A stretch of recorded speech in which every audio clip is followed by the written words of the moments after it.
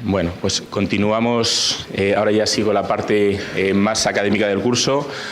Durante la presentación se han mencionado las redes sociales en varias ocasiones, con lo cual quiero aprovechar también para que no dudéis en hacer pasar aquellos mensajes que creáis de interés a través de las mismas y a través del Twitter o Facebook, tanto de la Fundación Juste como de la Universidad de Extremadura. De la Fundación Juste es @FundaciónJuste, tanto para el Facebook como para el Twitter, y el de la universidad, entiendo que todos lo conocéis, pero es @InfoUX. Y bueno, sin más dilación, tengo el honor de presentar al profesor Enrique Moradiellos, al que sobradamente todos entiendo que conocéis y al que nos une desde la Fundación y de manera personal, como ya se ha dicho anteriormente, una estrecha amistad. Él es doctor en Historia por la Universidad de Oviedo y ha sido investigador y profesor de la Universidad de Londres y la Universidad Complutense de Madrid, y entre sus libros más recientes cabe citar Don Juan Negrín, una biografía política, La semilla de la barbarie, antisemitismo y holocausto, La historia contemporánea en sus documentos, Clio y las aulas, ensayo sobre la educación e historia, o Historia mínima de la guerra civil, con cuya obra fue galardonado con el Premio Nacional de Historia. Para nosotros es un gran honor contar con él una vez más, el poder participar en estas jornadas como fundación. Además destacar que no solamente en estos cursos sobre la transición, sino que además como director del módulo Jean Monnet de Historia de la Unión Europea, también dirige los cursos que tradicionalmente organizamos en Juste, en los cursos de verano. Ha titulado su ponencia para hoy La transición política en España, 5 proposiciones historiográficas para el debate. Enrique, la dices toda tuya. Muchas gracias. Muchísimas gracias, Miguel Ángel, por estas palabras de presentación que, como siempre, son obra de un amigo, no solamente de un colega, y que agradezco profundamente, aunque hay que tomarlas con granos de sal, diría un británico, porque tienen mucho de amistad sincera. Y quiero empezar también dando las gracias a aquellas instituciones y colegas que nos han permitido, al equipo de investigación de la historia contemporánea, llevar adelante este 10º encuentro. Desde luego a la Fundación Academia Europea Iberoamericana de Juste, porque es el mecenas de casi todo lo mejor que se produce en esta tierra extremeña, y a nuestra Universidad de Extremadura, porque, como ha dicho el secretario general, nos presta bastante apoyo, más de lo que a veces quizá merecemos o tienen los recursos para ello. Bien, por tanto, dejando de partida este agradecimiento, que incluye también a los colegas que han venido de muy lejos, y es difícil llegar a Extremadura, gracias por haber hecho el viaje y la trayectoria, voy a centrarme en desarrollar unas consideraciones generales a modo de elementos de juicio y también de debate sobre los términos de este sintagma que tienen ustedes ahí en la diapositiva: la transición política en España. Y lo voy a hacer bajo la forma, también como dice el subtítulo, de 5 propuestas, 5 tesis, o mejor dicho, hipotesis, porque son proposiciones debatibles, porque son esencialmente enunciados que están abiertos a la discusión y a la comprobación siempre razonada, no habría otra, y porque algunos de ellos son más que discutibles, pero a mi modo de ver, debidamente fundamentados por la investigación sociohumanística que tenemos disponible.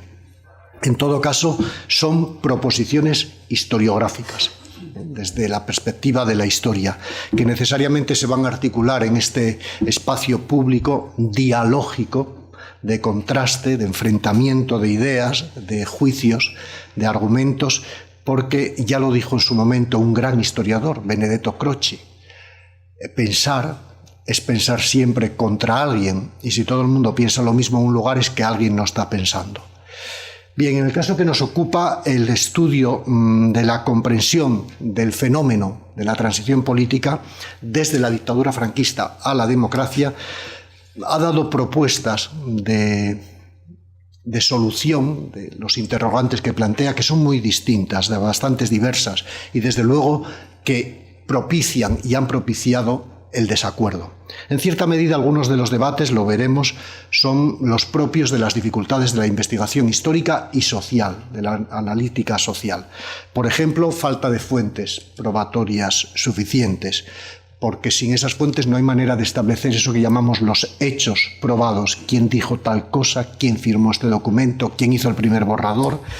También porque cuando tenemos esas fuentes son de carácter contradictorio, son testimonios que no se cotejan ni son armónicos, y también a veces por algo esencial para la historia, la naturaleza inconmensurable del peso de algunos factores en los fenómenos históricos. ¿En qué medida incidió la crisis económica? ¿Cuánta influencia tuvo el contexto diplomático?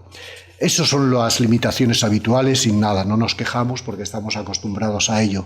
Pero hay otras, en el caso de la transición, que tienen que ver con su condición de pretérito imperfecto, de proceso inmediato y reciente, que es la coyuntura de génesis. Aquí se ha dicho en la intervención, algunos hemos vivido aquella época, es la génesis de nuestro tiempo presente.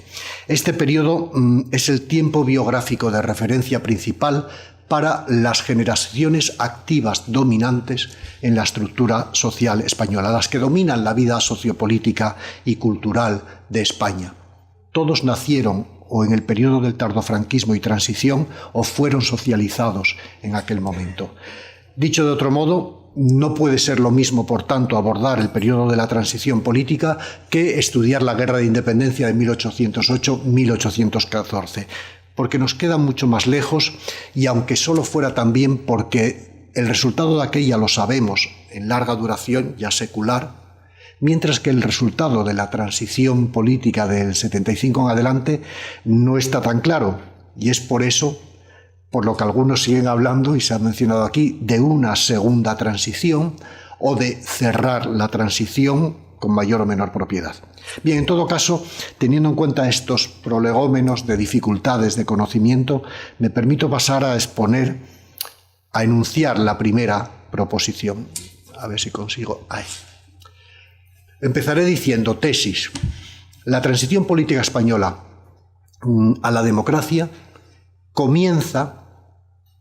tiene su punto de arranque con la muerte por fallecimiento natural del general Francisco Franco, que tuvo lugar probablemente en la madrugada del 20 de noviembre del año 75.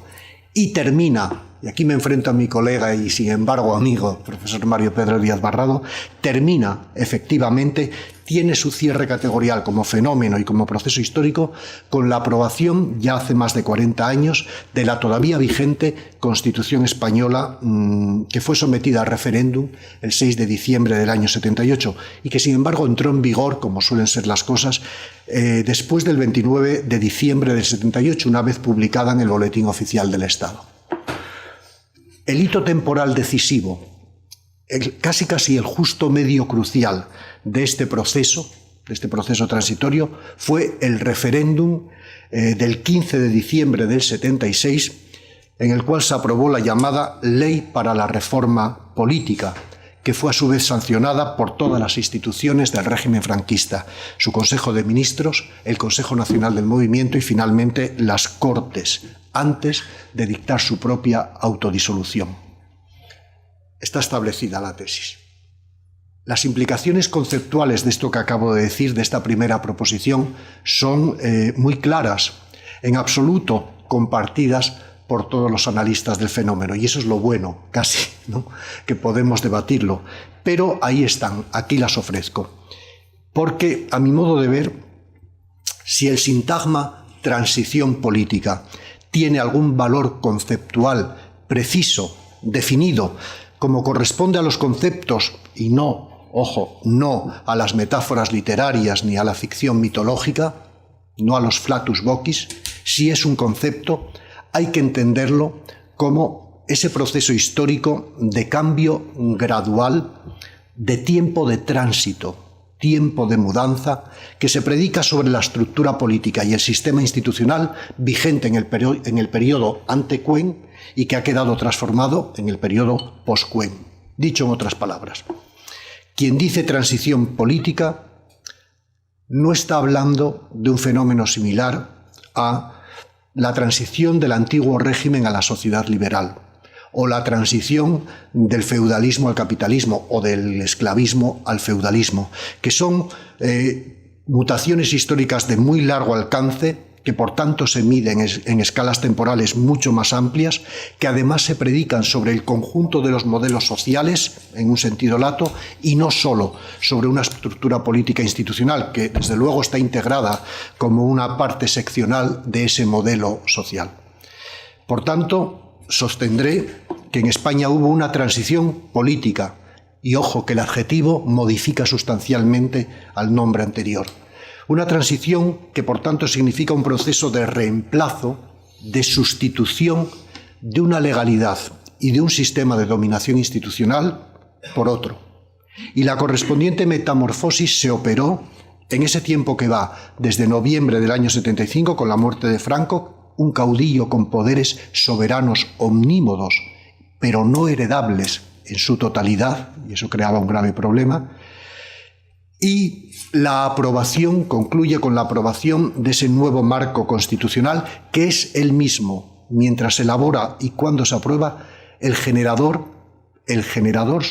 subrayo, de un nuevo modelo de sistema político y dominación institucional, que ya no es solo diferente al anterior, sino que es su contrafigura, es absolutamente contradistinto.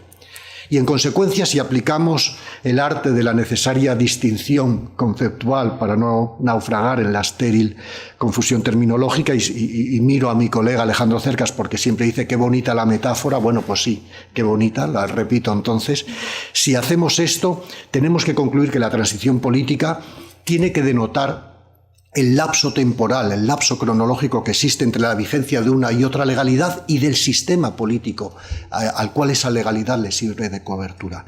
Porque, si se me permite, para sentar esto mejor y que Mario Pedro no me lo critique, parafraseando a Aristóteles, cabe decir que la transición es precisamente ese proceso de movimiento temporal que va de un término aquo a un término adquem, el cambio, pero porque el cambio brota en un punto espaciotemporal y termina en otro, y si no, no es transición, porque si volviéramos al principio es un movimiento circular, es la eterna permanencia, el eterno retorno, y eso ya sí que no es transición. En España no hubo tal cosa, aunque hay analistas que lo señalan. Se cambió para no cambiar nada, es franquismo sin Franco. Yo sostengo que no, naturalmente.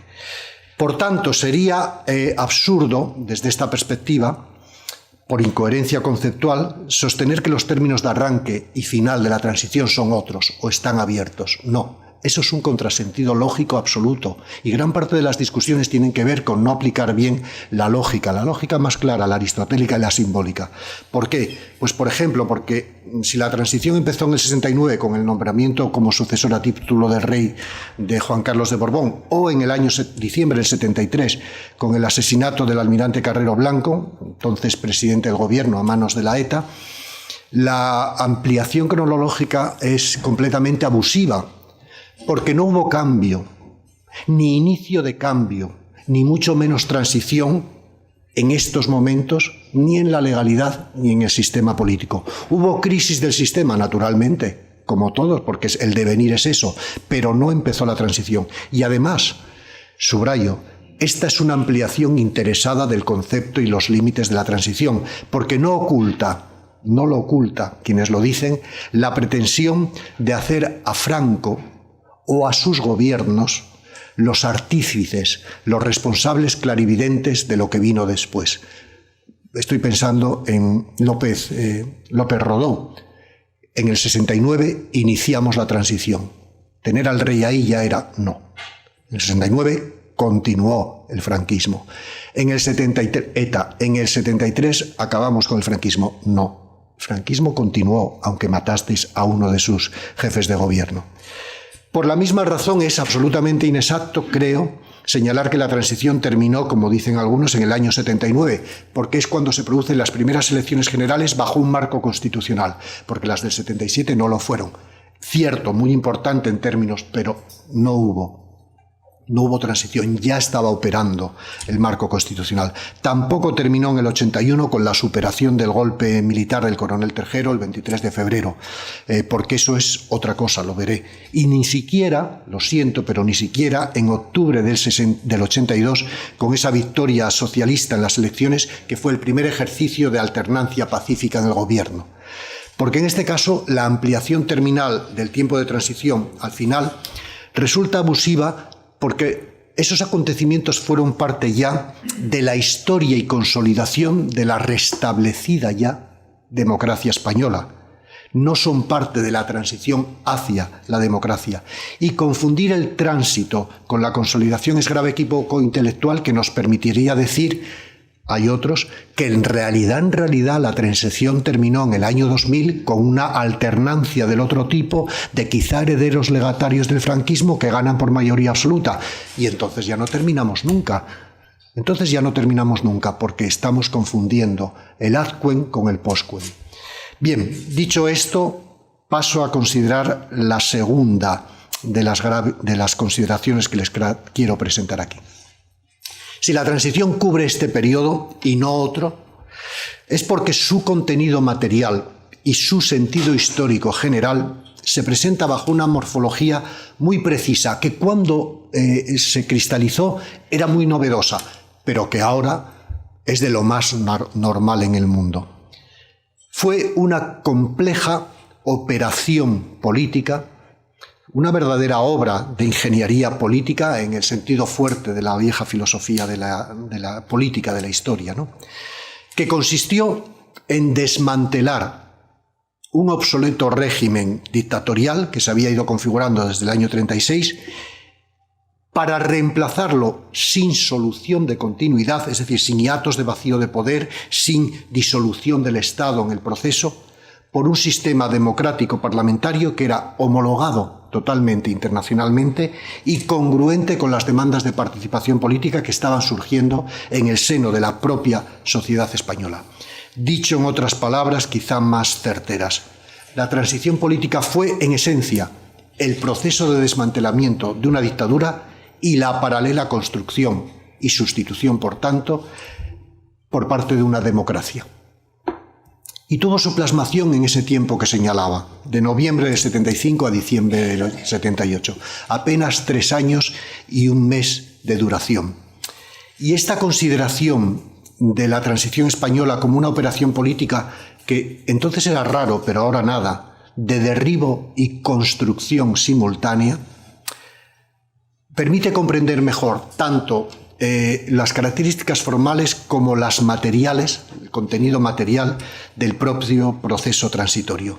¿Por qué? Porque atendiendo a la morfología externa, es verdad que la transición se presenta y fue un proceso de negociación, un proceso básicamente pacífico. Hubo muertos, pero no hubo violencia en general indiscriminada, tipo lucha armada generalizada o guerra civil, que fue el conjunto de el resultado, el fruto final de una serie de pactos, de compromisos que fue sellando los gobiernos surgidos de la legalidad franquista y las fuerzas de la oposición antifranquista, bajo un imperativo de trasfondo que se ha mencionado ya aquí, el consenso entre fuerzas políticas muy enfrentadas, pero que tenían para esa labor de negociación el apoyo latente y además expreso en muchos momentos de la práctica totalidad de la población española. Y estas características formales y materiales del proceso llevaba implícito un corolario lógico de enorme trascendencia, que es esta segunda proposición. La transición significó tanto, dialécticamente, tanto, una reforma pactada de la legalidad vigente, que era la del franquismo, como una ruptura también pactada de esta misma legalidad, en beneficio de otra plenamente democrática y contradistinta con la anterior. Es algo así como un concepto conjugado, es algo así como una moneda que tiene anverso y reverso, y como fenómeno no se puede descomponer porque destruirías la moneda. Por tanto, tenemos que, en cuanto a su legalidad formal, el proceso transitorio se llevó a cabo con un notorio respeto procesal a la legalidad y a las instituciones de la dictadura franquista. Se hizo, se suele decir una y otra vez, y es que es verdad, que se hizo la reforma pasando de la ley a la ley. Así lo decía Torcuato Fernández Miranda, presidente de las Cortes y antiguo vicepresidente del gobierno con Carrero Blanco, y que como tutor y preceptor del rey ejerció de supuesto guionista de este programa finalmente aplicado. Es cierto, pero solo en parte, como veremos. Y sin embargo, en cuanto al contenido material, es decir, al resultado final del proceso, la transición condujo a un régimen democrático que suponía la plena destrucción del antiguo sistema político imperante, que en el proceso fue desmantelado, en el tránsito fue finiquitado, no reformado, no remozado, no ayornado. Esto es importantísimo porque se olvida a veces el lamento de aquellos del franquismo que participaron inicialmente del proceso y que quisieron revertirlo cuando llegó el momento. Por ejemplo, unas memorias importantísimas, el general Carlos Iniesta Cano, exdirector general de la Guardia Civil, que en distintos momentos quiso poner freno a aquello, cuando decía, cito textualmente, los pequeños e inevitables cambios que todos esperábamos tras la muerte de Franco, inevitables, se convirtieron en la brutal ruptura con todo lo anterior. Es esta ambivalencia natural, esencial, dialéctica del proceso de cambio operado en España entre el 75 y el 78 lo que permite a uno subrayar su carácter procesal de reforma interna o enfatizar su sentido rupturista final de resultado. Y en este ámbito las discusiones entre los analistas son, yo creo que insolubles, sobre todo si aplicamos un exceso de focalización por parte de los analistas en uno u otro momento de las facetas del proceso, que necesariamente lo segmenta, lo fracciona como fenómeno histórico unitario, olvidando algo clarísimo, que es conocido ahora por la historiografía muy bien, que también se conocía antes pero se había olvidado, que la génesis nunca prejuzga la estructura final de un proceso, que la génesis de un proceso no limita la naturaleza de lo que resulta de él, que es el problema que el propio Aristóteles trató del ser, el no ser y el cambio como elemento definitorio del ser, ¿no? El devenir. Por eso puede darse naturalmente un proceso reformista que concluya en un final rupturista, siendo el caso de la transición política en España uno más, aquí viene otra tesis, ¿no? Uno más de estos procesos, fenómenos análogos que ha registrado el siglo XX. Sin ir más lejos, lo que vamos a tener como materia para discusión y análisis en el futuro, los procesos reformistas que permitieron transitar derribo y construcción simultánea a partir del año 1989 en toda la Europa centrooriental soviética o ex-soviética, desde unas viejas dictaduras comunistas de economía capitalista colectivista con partidos vanguardia monopolizadores del poder hasta regímenes democráticos parlamentarios y economías capitalistas. Y esto se hizo en periodos incluso más pequeños de 3 años y un mes. Pienso en Checoslovaquia, seguro que José Antonio Rubio Caballero lo mencionará, o en Hungría o en la República Democrática de Alemania. No llegó al año. Momentos en los cuales ese proceso radical que casi mudó el modelo social, no solo el político, tuvo lugar sin crueles guerras civiles, sin insurrecciones armadas populares, sin ejercicios de violencia generalizada, por pactos, negociaciones, mesas de debate, ponencias conjuntas, para sorpresa de todo el mundo, incluyendo los propios protagonistas, que llamaban a los españoles de entonces para explicar cómo había pasado esto, porque era inédito. Y lo mismo cabría decir en nuestro ámbito cultural e idiomático, en América Latina. Un poco después, pero siguió el mismo parámetro. Basta recordar cómo terminó con una negociación la dictadura militar en Argentina, que dio lugar a las elecciones que ganó en el 83 Raúl Alfonsín y un partido hasta hace muy poco tiempo prohibido y sus dirigentes encarcelados. O, todavía peor, miren ustedes la imagen, cómo concluyó la dictadura chilena con un general Pinochet que transfiere la jefatura del gobierno y del Estado al dirigente de la concertación de la oposición que gana las elecciones en el 89, en este caso el democristiano Patricio Aylwin. Simplemente recordando lo que hubo de transiciones después, sabemos que no fuimos rara avis y que es lo más natural del mundo. Paso, si me permiten, a la tercera proposición para no ir agotando su paciencia. El carácter ambivalente de esta transición como proceso conjugado de reforma pactada que concluye en una ruptura pacífica, esta idea de que la ruptura o es sangrienta y tremenda, y cómo pasó, cómo desapareció la Unión Soviética, si no fue con una transición pactada y sin violencia, ¿no? Bien, pues esta idea es el resultado histórico muy contingente, para empezar, del propio agotamiento del régimen franquista, que cada vez estaba más desfasado en cuanto a su estructura política respecto del grado de desarrollo económico, de transformación social, de modernización cultural que esa misma dictadura estaba presidiendo y había propiciado en la España sobre todo de los años 60. Y este trasfondo cultural, estos condicionantes macrohistóricos, hay que tenerlos en cuenta, al menos en estas tres dimensiones que yo les propongo aquí. En primer lugar, teniendo en cuenta esta modernización de España en estos años 60 y primera década de los 70, porque antes de la muerte de Franco, esta es una tesis fuerte, antes de la muerte de Franco, la sociedad española había dejado de ser franquista. Antes de la muerte de Franco, los procesos de modernización que había experimentado la sociedad española, su profunda mutación en el orden sociográfico, en el orden económico, en el orden urbano-poblacional, en el orden cultural, a lo compás de una intensísima transformación económica y productiva que se opera a partir del 59 con el plan de estabilización y que avanza a marchas forzadas en toda la década de los 60, dio como resultado que en el año 75 nuestra sociedad española, la que vivíamos ya como jóvenes, yo con 14 años, fíjate, pues era prácticamente homologable en todos los factores importantes sociográficos a el entorno europeo occidental, por grado de industrialización y de terciarización económica, por índices de urbanización, por niveles de alfabetización, por la entidad de su diversificación socioocupacional y por el creciente grado de bienestar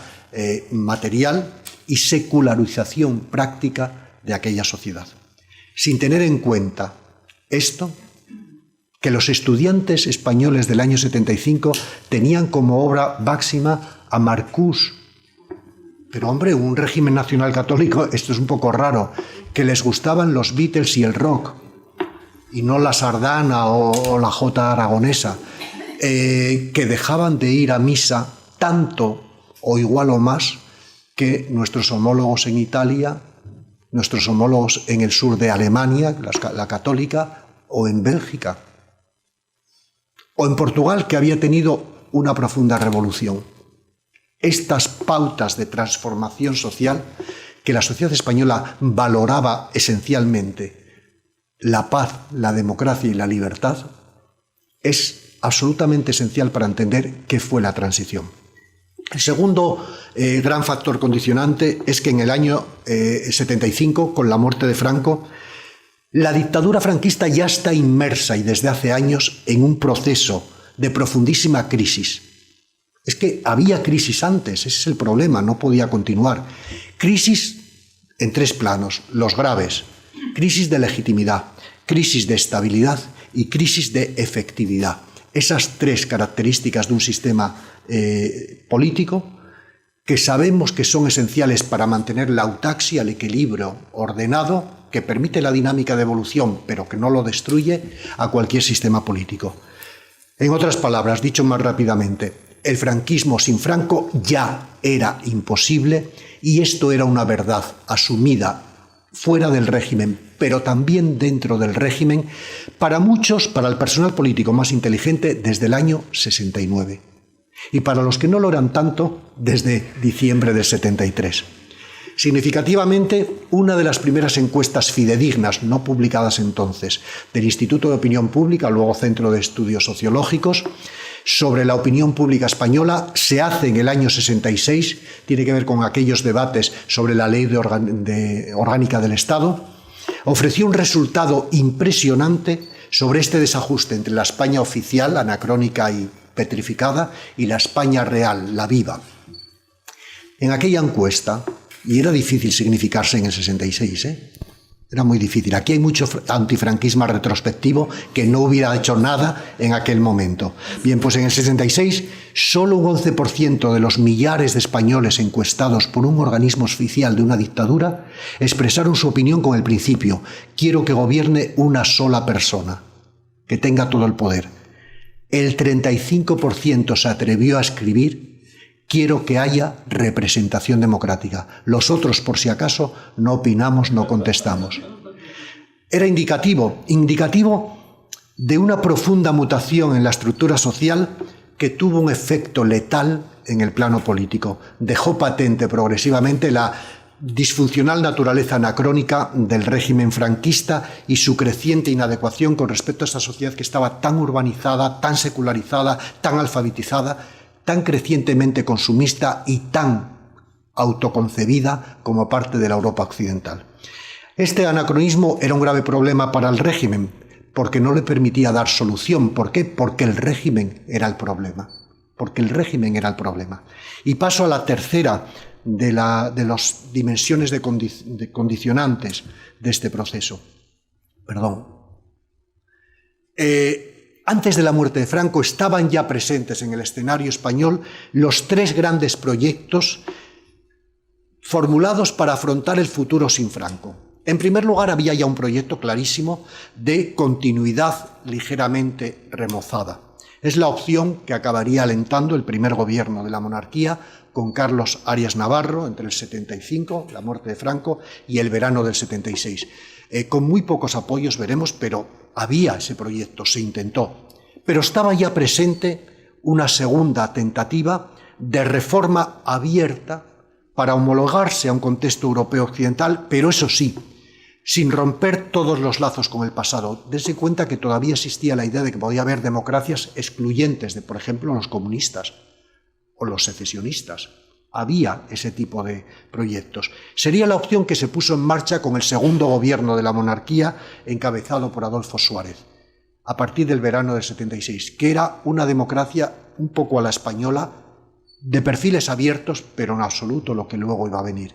Y en tercer lugar ya había una alternativa llamada de ruptura democrática, que había alentado la oposición antifranquista, que la Junta Democrática, en su manifiesto del verano del 74, ya definía textualmente, y me van a permitir que se lo recuerde, porque cuando veamos lo que salta, lo que pasa aquí, a muchos se les olvida cuál era el manifiesto, el programa máximo de la Junta Democrática, la del Partido Comunista. Cito textualmente: garantizar un proceso constituyente de la democracia política en España, lo que requeriría el desmantelamiento pacífico de la presente legalidad y de estas instituciones franquistas y la creación de un nuevo ordenamiento democrático y constitucional. Esto decía la Junta Democrática en el verano del 74. Se lo repito, garantizar el proceso constituyente de la democracia española con el desmantelamiento pacífico de la legalidad y las instituciones franquistas y la creación de un nuevo orden democrático y constitucional. Bien, pues entre el año 75 y el año 78 fue comprobándose las insuficiencias respectivas de cada una de estas alternativas para imponerse de una manera indiscutida a las demás y, por tanto, estabilizar la situación según su programa. En el caso del continuismo franquista, fracasó, naufragó, porque no tenía apoyos suficientes, ni en la jefatura del Estado, ni en las instituciones que quería preservar, ni en la población, al margen de que su agotamiento como programa político se demostró una y otra vez al no saber hacer frente a la gravísima crisis económica que en el 73 se había desencadenado y que fue socavando cualquier resto de apoyo popular a la permanencia del franquismo. Las encuestas son claras, es que ya no había ese 11%. había descendido a la nada. Basta recordar además en este fracaso cuál fue la conflictividad en España, no ya entre el 73 y el 75, que es un salto espectacular, sino entre el 75, el año en que Franco todavía vivía, y el 76. El número de huelgas pasó de 3.156 en un país que prohibía la huelga, 3.156, movilizando a 647.000 huelguistas, con Franco vivo, Pasó al año siguiente a 40.179 huelgas con 2.519.000 huelguistas. Es una multiplicación por varios dígitos. Ese es el contexto en el cual los programas del almirante Carrero, de los sucesores del almirante Carrero, naufragan, Arias Navarro en particular. En el caso del reformismo renovador del gobierno de Suárez, también acabaría fracasando en todo su programa por las limitaciones que tenía aquel programa, porque era algo parecido a la cuadratura del círculo. Se parece mucho al programa que Mikhail Gorbachev formula ante el Comité Central del Partido Comunista en el año 85 y que en el año, 3 años después, él mismo dice que esto no puede ser, que no se puede reformar el comunismo o que o se desmantela en una operación de derribo controlado desde dentro o hay una implosión. Y menciona a veces lo que se pasa en España. Bien, pues, ¿por qué? Porque la intensidad de la movilización sociolaboral, la intensidad de la crisis económica, la desconfianza en sus propias fuerzas como proyecto político, le fue obligando a traspasar las líneas rojas que sucesivamente se iba poniendo el mismo programa. Y esto lo permite comprobar las iniciativas que empieza a tomar desde el verano del 76, incluyendo la primera, el contenido ya muy claramente democratizador del borrador final de la Ley de Reforma Política, que no es ya la de Torcuato Fernández Miranda, sino otra que Suárez modifica después de las negociaciones con la oposición. Mucho más avanzada, mucho más radical. En una negociación que va a ir concluyendo en que habrá un pacto antes del verano del 77 para ir a elecciones generales, y aquí está la discusión, con comunistas o sin ellos. Inicialmente, sin ellos. Inicialmente. En el caso del rupturismo, yo creo que la oposición antifranquista encontró los límites de su capacidad de movilización, que era muy grande en algunas zonas y algunos sectores. Era muy grande en Gijón, pero era inexistente en Cáceres.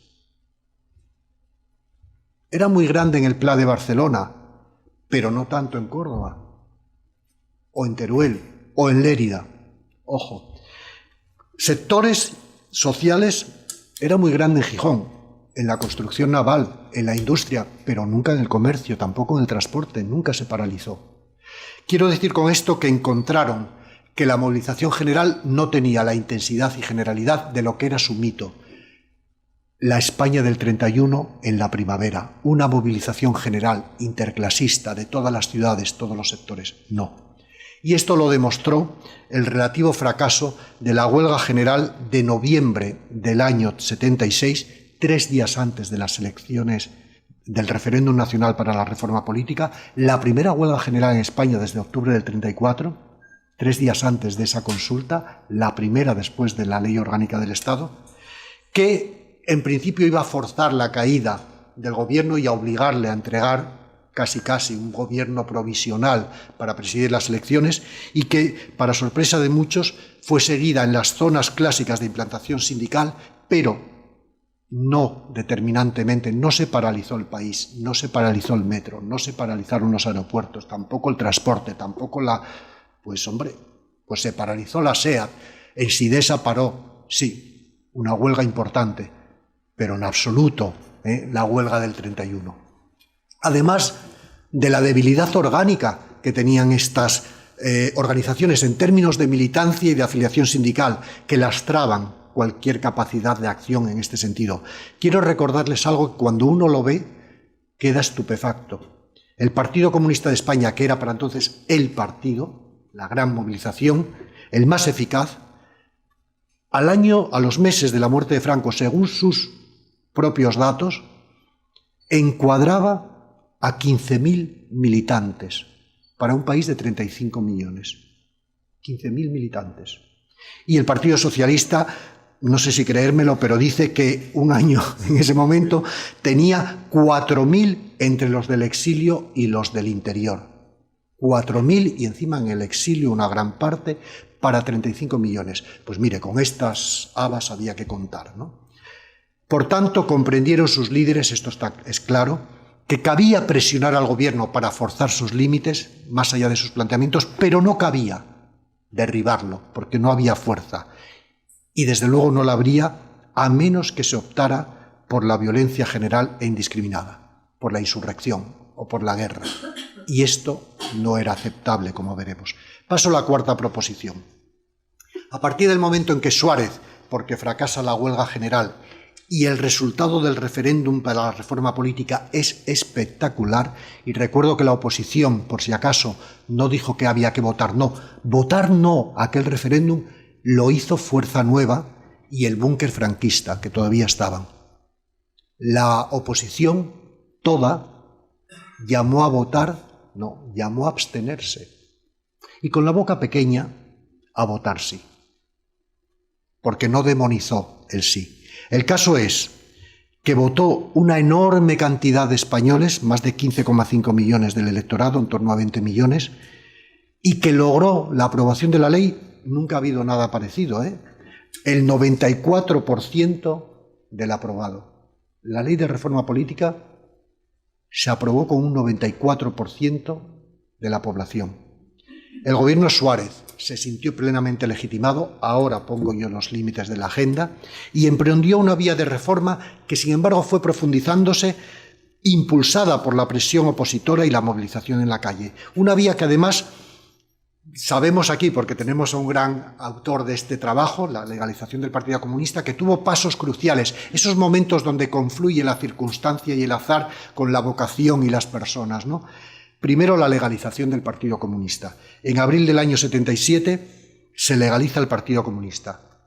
Algo que está a punto de fracturar el bando reformista es el final del acuerdo entre Torcuato Fernández Miranda y Adolfo Suárez, por ejemplo, pero que solo fue posible después de que el atentado terrorista de Atocha, a principios del año 77, hubiera acabado con la vida de 9 personas en un despacho de abogados laboralistas ligados al Partido Comunista.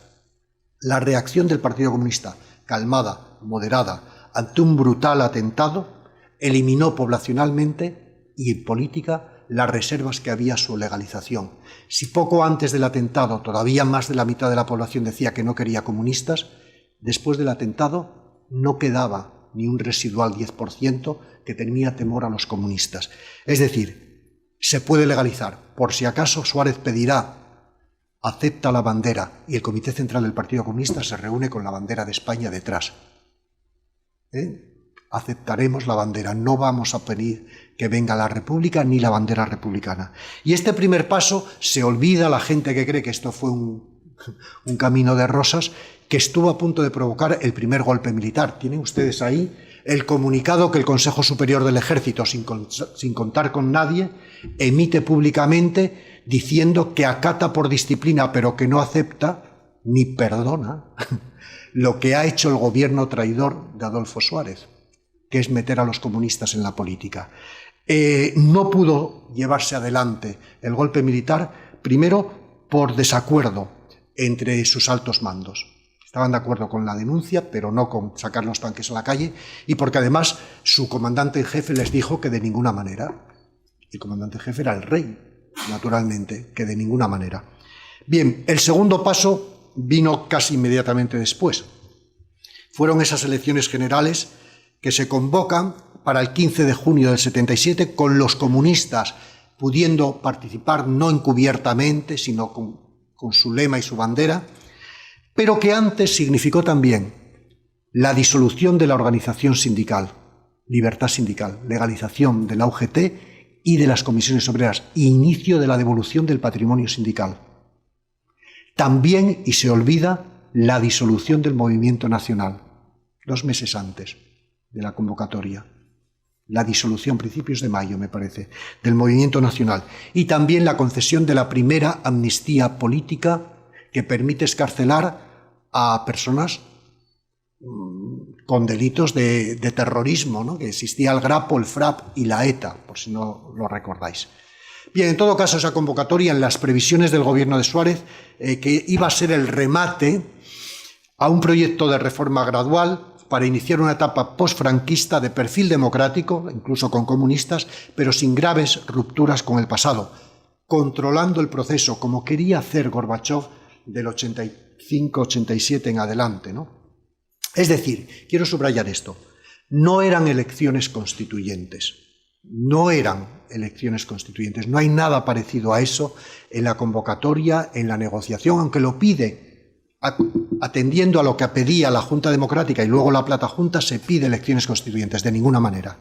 El gobierno que las va a presidir es el gobierno que ha nombrado el rey en uso de sus plenos poderes, con la legalidad franquista.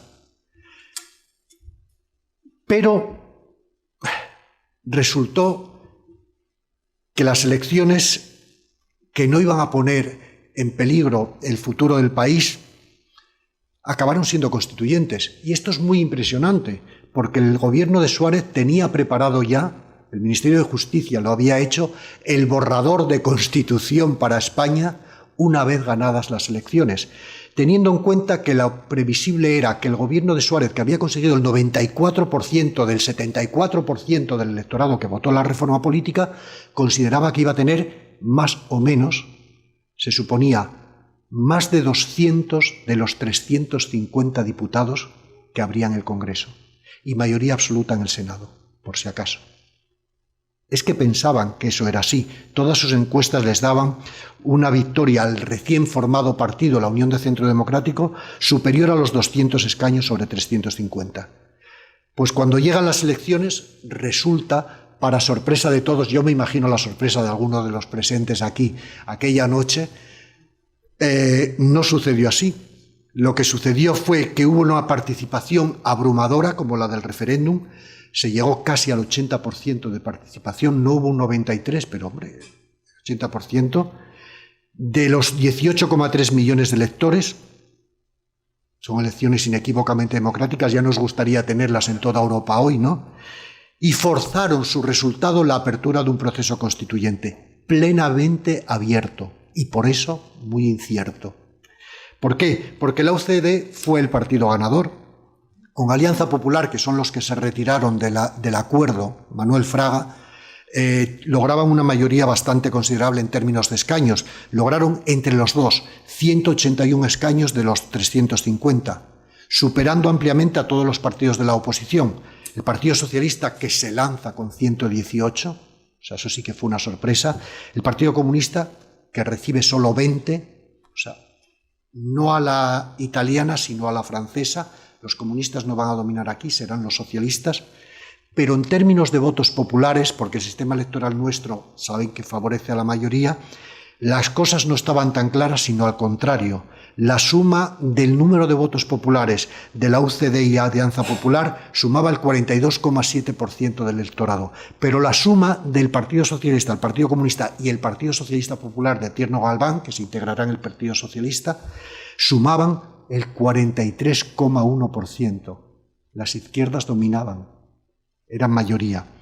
En definitiva, los resultados electorales en esta primera consulta electoral libre en España después de 40 años arruinaron las expectativas del gobierno Suárez de controlar unas Cortes por mayorías absolutas, que ahora aprobara esta Constitución, que no hubiera cancha libre para que pudieran interrumpir el juego parlamentario las izquierdas, y configuraron un escenario político muy complicado. ¿Por qué? Por una simple razón, había un empate virtual de izquierdas y derechas y una gran fragmentación de cada uno de estos espacios, de estos polos. Y la gestión del gobierno iba a obligar a requerir acuerdos negociados entre fuerzas tan diferentes. Y de esta manera, la negociación y el acuerdo fueron necesidades imperiosas, por inevitables, que una vez logrados sus resultados, pareció posteriormente una virtud repartida y compartida desde el inicio. No es verdad.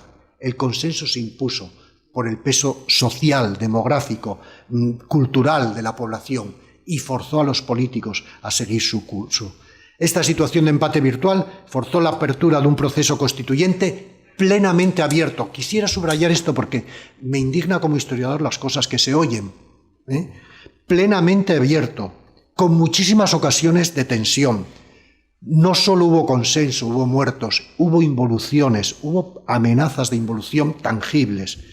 También es cierto que precisamente por eso aquellos actores, que desde luego que tenían estatura moral y política, y no digo otra cosa de otros, pero en fin, aquellos los tenían, supieron negociar forzosamente porque encontraron una alternativa dilemática. Cuando nadie tiene fuerza suficiente para imponerse, en todo y para todo, caben dos alternativas: negociar o romper la baraja y dedicarse a la fuerza, utilizar la fuerza. Y la opción de la fuerza era imposible. ¿Por qué? Por debilidad material quizá, pero también por un condicionante moral público. Lo que voy a llamar el peso del recuerdo histórico. No me gusta hablar de la memoria histórica porque no era memoria histórica, era lo que la gente entonces sabía. No recordaba qué pasó, es que habían vivido el 36 y habían vivido los resultados del 36. Era, como dicen Miquel Roca y Junyent, esto de la memoria histórica yo entonces no la tenía porque acababa de salir de la cárcel y lo que tenía era muy tangible, mi biografía, no la memoria de mis abuelos, la mía, ¿no?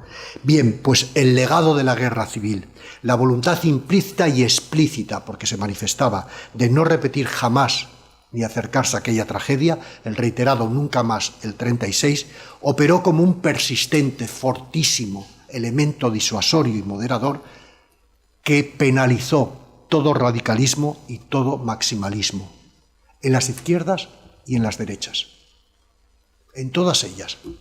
Y en este contexto de inesperado equilibrio inestable, se procedió a elaborar esa Constitución para España en un complejo proceso abierto, debidamente publicitado una y otra vez. Es que solo hace falta ver los telediarios. Claro que solo había 2 televisiones, pero se daba cuenta de las comisiones constitucionales, de los plenarios y la prensa. Y por tanto se anuló la posibilidad de lo que algunos ahora dicen que sucedió, y esto te deja estupefacto. La Constitución del 78 es un dictat militar. Por Dios, ni el Consejo Superior del Ejército lo debatió, ni hay ninguna prescripción por su parte, ni hubo militares en la ponencia constitucional, ni fue decisiva la discusión sobre el ejército en aquello. Y tampoco fruto de pactos oscuros. Perdón. La ponencia se reunió, las actas las tienen ustedes en la red, se puede mirar hasta cómo se insultaron, o casi, en algunas ocasiones, igual que el plenario, igual que la Comisión Constitucional. Son millares y millares de páginas. De hecho, contra la voluntad del gobierno, que quería hacer un comité de expertos para hacer el borrador, el que él tenía, y modificarlo, la oposición se impuso en el Pleno: no. Va a haber una ponencia constitucional solo de políticos, no va a venir expertos, y de políticos en función de la representación, tantos del PSOE, tanto de la minoría catalana, etcétera, etcétera. Y además el proyecto no se va a considerar, se rechaza. Ab initio empezaremos, título preliminar, capítulos, todo, 1 a 1. Entre agosto del año 77 y abril del 78, 9 meses a reunión todos los días laborales y algunas extraordinarias, cuenten ustedes, la ponencia de la Comisión Constitucional, los padres de la Constitución, procedió a debatir, a discutir, a elaborar, a revisar lo elaborado, un anteproyecto de Constitución. Contra lo que se dice y se ha escrito en ese proceso de debate, todo estuvo abierto, todo fue discutido. La concepción de la nación española. Bueno, aquí hemos tenido un trabajo de fin de máster sobre el debate sobre la nación en la Comisión Constitucional. La denominación de sus partes, el debate sobre qué son nacionalidades, qué son regiones, qué son provincias, ocupa páginas y páginas. La forma de Estado, es que se dice, nunca se debatió la monarquía. Dios mío, se debatió en 4 ocasiones y se votó en 4 ocasiones. Se votó en 4 ocasiones. Miren ustedes, sin ir más lejos, lo que aparece ahí ya en el plenario, ¿no? El debate del articulado de la Constitución, pero previamente en ponencia y también en Comisión Constitucional. en 3 instancias. Y se debatió también el ejército, el papel de la Iglesia, el derecho de propiedad y de expropiación. Todo fue debatido porque se empezó de cero. En este mismo debate, que dura 9 meses, en ponencia, pasa luego a Comisión Constitucional. Entre mayo y octubre pasa luego a pleno, a sesión plenaria constitucional. Y en las distintas sesiones plenarias fue aprobándose articulado por articulado hasta que a finales de octubre del 78 el texto recibe, fíjense ustedes, la aprobación de la mayoría superior al 92% de los diputados. No hay ninguna constitución de todo el mundo, salvo la albanesa o la de Stalin del 36, fíjate tú, que tenga un porcentaje de aprobación similar. No lo tuvo la Constitución americana y sigue en vigor, desde 1779. No la tiene la de la Quinta República, no la tiene la de Italia, ninguna. Más del 92% de los parlamentarios presentes. Y por si eso fuera poco, que las constituciones normalmente en la historia española jamás se refrendaron, ninguna, ni la del 12, ni la del 76, ni la del 31. La del 31 se aprueba con una sustancial minoría respecto al total de los parlamentarios, nada del 92%. Bien, pues a pesar de esto, para que quedara inequívocamente que esto era obra popular, se decide ir a referéndum. La Constitución británica nunca jamás se refrendó. Bien, pues se va a referéndum, se somete a referéndum el 6 de diciembre, hay una participación que supera el 67%, y de 67% un 88% vota a favor. El índice de referendo parlamentario, poco más o menos, 10 puntos más del de la población. Cifras impresionantes, que son insólitas en la historia española, que lo son en la historia europea, y si quieren todavía más, en la historia europea occidental. Busquen una constitución en Francia, Bélgica, Holanda, la Alemania federal, unificada o preunificada, que tuviera estos índices parlamentarios o refrendatarios de aprobación. Y bien, termino ya con una quinta proposición rapidísima. La transición política desemboca en proceso constituyente porque es el resultado combinado de un agotamiento del continuismo franquista, un desbordamiento del reformismo posfranquista y la fuerza movilizadora de una oposición antifranquista que abrió la vía a una reforma pactada de inequívoco sentido democrático. La nueva legalidad que vamos a tener tiene su origen en algo completamente distinto del régimen franquista. Un régimen que, el nuevo, respeta la soberanía del pueblo, la división de poderes, el reconocimiento de derechos civiles, la consulta electoral libre y además prejuzgada, porque elecciones las hay en muchos sitios. Stalin hizo miles de elecciones, Ojo, pero estas libres de concurrencia competitiva para la formación y sustitución de gobiernos y parlamentos son lo más ajeno que cabe ver de lo que era el régimen franquista. Un régimen de poderes omnímodos, carismáticos, de un caudillo que era la encarnación de la soberanía y que se vanagloriaba, cito textualmente, de que en España no hay división de poderes, sino unidad de mando, y bajo ella orden y jerarquía. Y, en definitiva, la Constitución es un activo de la historia española valioso. Me atrevo a decir por 4 grandes motivos, y aquí hay que decirlo, porque si no estaremos creando un mitologema tremendo de lo que no fue aquello. Primero, es el resultado de un proceso negociador inclusivo, transpartidista, transgeneracional, que es algo desconocido en nuestra historia contemporánea, y para ello solo hace falta ver cómo se aprobó, con qué mayorías y en qué apoyos parlamentarios, partidistas o generacionales, la Constitución de 1876 o la Constitución del 31. En segundo lugar, es una negociación de todos los aspectos de la vida política, sin exclusión, insisto, sin exclusión. Se sometió además a plebiscito y referéndum popular, cosa que nunca se había hecho en nuestra historia constitucional y muy pocas veces en la historia europea y occidental. Y, en tercer lugar, ha permitido uno de los mayores periodos de estabilidad del marco institucional, que además es de corte democrático. Llevamos más de 40 años, mientras que la del 76 solo fue democrática a partir de 1890 y se quiebra en el 23, y la del 31 apenas dura 5 años. Y, por tanto, finalmente es un texto hiperdemocrático. Peca de exceso de democracia, porque la Constitución del 78 no incluye, al contrario que la mayoría de las constituciones occidentales, liberales, democráticas, ninguna cláusula de intangibilidad. En Italia está prohibido por ley que haya monarquía. Si viene la monarquía, aunque lo vote el 100% del pueblo, no se puede implantar. Tendrá que haber una revolución y acabar con el sistema. En Francia, la república es una e indivisa. No puede someterse ni a discusión parlamentaria el fraccionamiento de una parte de la república una indivisa. En Alemania, porque Hitler ganó las elecciones, aunque ganara el 100% de un partido que quiere eliminar la Declaración de Derechos, no se puede modificar, es intangible. En España se puede modificar todo. La soberanía puede repartirse entre 2, entre 4 o entre 27. Todo. Todo, pero internamente, como todas ellas. Por lo tanto, permite su reforma integral. Y finalmente, por si fuera poco, bajo el imperio de la ley del 78, el país ha conocido un progreso material, cultural, tan inconcebible que estamos pecando de malestar por exceso de bienestar. ¿Por qué? Porque fijaros, ya no digo magnitudes discutibles como que haya renta per cápita triplicada o que la escolarización sea total. Digo lo que para nosotros como historiadores son rasgos antropométricos inexcusables. Los españoles, gracias a mejoras alimenticias y sanitarias, en 40 años han crecido en media de vida más de 10 años. Los españoles de 75, ambos sexos, se morían hacia los 73 años.